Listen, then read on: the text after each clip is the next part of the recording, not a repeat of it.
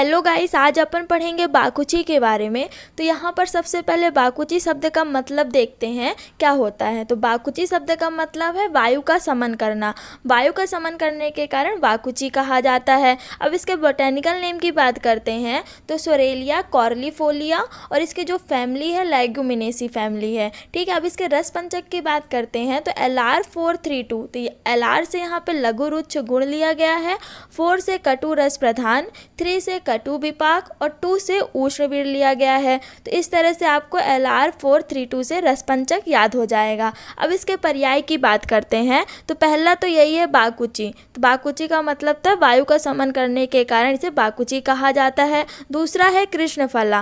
तो बाकुची का फल कृष्ण वर्ण मतलब ये काले वर्ण का होने के कारण उसे कृष्णफला भी कहा जाता है। पूतिफली, बाकुची के फल से दुर्गंध आने के कारण पूतिफली कहा जाता है। कुष्ठग्न, कुष्ठनाशक होने के कारण कुष्ठग्न कहा जाता है। तो इस तरह से बाकुची के पर्याय हो गए कृष्णफला, पूतिफली और कुष्ठग्न। ठीक है, अब बाकुची के उत्पत्ति स्थान की बात करते हैं तो ये समस्त भारत में पाया जाता है, विशेषतः राजस्थान और पंजाब में उगाया जाता है।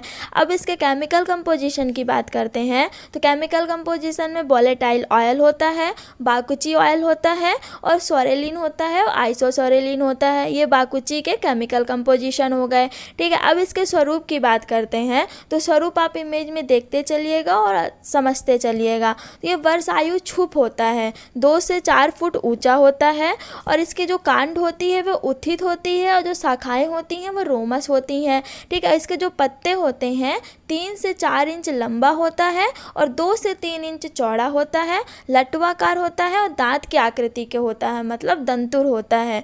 और जो पत्ते में जो सिराएं होती हैं वो उभरी हुई होती हैं। आपको इमेज में बहुत अच्छे से समझ में आ रहा होगा। अब इसके पुष्प की बात करते हैं तो आपको इमेज में दिख रहा होगा कि बैंगनी रंग के इसके पुष्प होते हैं। अब इसके फल की बात करते हैं तो फल अंडाकार होता है, आयताकार, कुछ दबा हुआ, ब्रोमस, गहरे भूरे रंग का कृष्ण वर्ण होता है और फल के भीतर एक चिकना बीज होता है। तो इस तरह से बाकुची का स्वरूप हो गया। आप इमेज से देखेंगे आपको ज़्यादा अच्छे से समझ में आएगा और आप आसानी से लिख सकेंगे। अब बाकुची के प्रयोज्य अंग की बात करते हैं कि बाकुची के किस अंग का प्रयोग किया जाता है। तो बाकुची का बीज और बीज तैल का प्रयोग किया जाता है। अब इसकी मात्रा देखते हैं तो चूर्ण की मात्रा 1 से 3 ग्राम होती है। अब बाकुची के विशिष्ट योग की बात करते हैं तो बाकुची चूर्ण और बाकुची तेल ये 2 विशिष्ट योग हैं बाकुची के। ठीक है, अब दोषकम और आमयिक प्रयोग देखते हैं तो दोषकम और आमयिक प्रयोग को एक टेबल फॉर्म में देखेंगे। तो बाकुची दोषकर्म में कफवात सामक होता है। तो कफवात सामक होने के कारण कफवात जन्य विकारों में इसका प्रयोग किया जाता है। अब संस्थानिकरण में देखेंगे तो संस्थानिकरण में सबसे पहले बाह्य संस्थान में देखेंगे तो ये कटु रस प्रधान होने के कारण कुष्ठग्न, व्रणशोधन और व्रणरोपण होता है।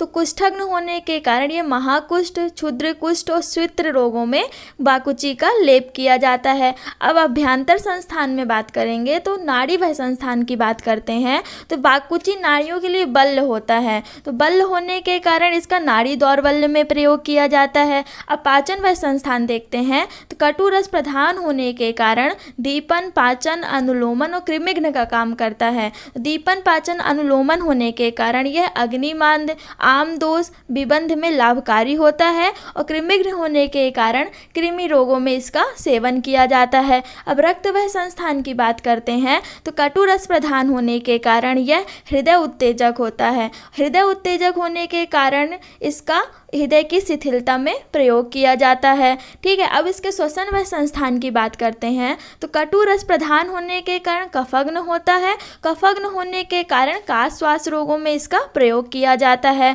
अब मूत्र व संस्थान देखिए तो ये कटु रस प्रधान होने के कारण मूत्र संग्रहणी होता है, मतलब प्रमेह नाशक होता है, तो इसका प्रमेह रोग में सेवन किया जाता है। अब प्रजनन व संस्थान में देखते हैं तो यह बाजीकरण होता है। तो बाजीकरण होने के कारण इसका प्रयोग क्लैव्य में किया जाता है। अब त्वचा की बात करते हैं तो कटु रस प्रधान होने के कारण यह स्वेद जनन और कुष्ठग्न होता है। तो कुष्ठग्न होने के कारण सभी चर्म रोगों में इसका प्रयोग किया जाता है। अब तापक्रम की बात करते हैं तो ये ज्वरग्न होता है। तो ज्वरग्न होने के कारण जीर्ण ज्वर में इसका सेवन किया जाता है। सात्मीकरण की बात करते हैं तो कटु रस प्रधान होने के कारण कटु पौष्टिक का कार्य करता है। अब कटु पौष्टिक होने के कारण ज्वर के बाद जो दुर्बलता आती है उसमें प्रयोग किया जाता है और पांडु में प्रयोग किया जाता है। इस तरह से आपको बाकुची के दोषकम और आम्लयिक प्रयोग टेबल फॉर्म में बता दिया गया है, जिससे आपको याद करने में आसानी होगी। अब बाकुची के इम्पॉर्टेंट पॉइंट की बात करते हैं तो पहला है बाकुची के पत्तों की सब्जी सुबह शाम नियमित रूप से कुछ हफ्ते तक खिलाने से अतिसार में लाभ मिलता है। दूसरा है पीलिया रोग में। पीलिया रोग में क्या करते हैं 10 ml पुनर्नवा का रस और आधा ग्राम पीसी हुई बाकुची के बीजों का चूर्ण मिलाकर रोजाना सुबह शाम सेवन करने से पीलिया रोग में लाभ मिलता है। तीसरा है दांतों के कीड़े होने पर। दांतों के कीड़े होने पर क्या करते हैं बाकुची के मूल को पीस कर थोड़ी सी मात्रा में उसमें भुनी हुई फिटकरी मिला लेंगे, फिर उसका सुबह शाम मंजन करने से दांत के कृमि नष्ट हो जाते हैं और इससे दांत का दर्द भी दूर हो जाता है। चौथा है अर्श रोग में। तो इसमें 2 ग्राम हरण, 2 ग्राम सोंठ और 1 ग्राम बाकुची बीज को पीस कर आधे चम्मच की मात्रा में गुड़ के साथ सुबह शाम सेवन करने से अर्श रोग में लाभ मिलता है। इस तरह से बाकुची के इम्पॉर्टेंट पॉइंट हैं। तो इस तरह से आपको बाकुची के स्वरूप के बारे में, पर्याय, उसका रस पंचक, बोटानिकल नेम, उसके दोष कर्म, आम्लयिक प्रयोग, प्रयोज्य अंग, उसका विशिष्ट योग सब बता दिया गया है। आपको आसानी से याद हो जाएगा बाकुची। गाइस, अगर आपको हमारी वीडियो पसंद आई हो please like, share and subscribe our YouTube channel Ayurvedic formulation. Thank you for listening.